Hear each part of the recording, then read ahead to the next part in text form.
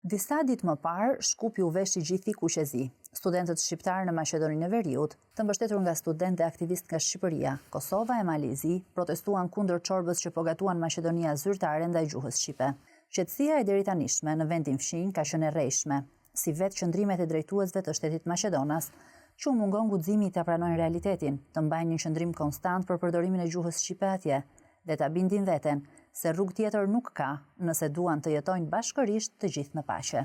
Maqedonia e Veriut, me dashjen e saj, u kthye në skenë e një krize politike, etnike dhe diplomatike të panevojshme.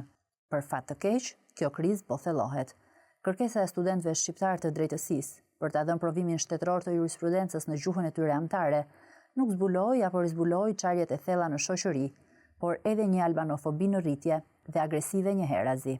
Sërish, në shtetin e Brisht, u shfaqën reflekse gjeopolitike nga e kaluara, që shumë i mendonin të shuara. Edhe pse akoma nuk ka njoftim zyrtar për largimin nga detyrat e ambasadorit të Shqipërisë në Shkup, Denion Mejdani, i cili doli në mbështetje të protestave studentore, vetëm si ide mjafton për të kuptuar se ajo çfarë po gatuan Maqedonia e Veriut është përtej politikës dhe diplomacisë së ditës.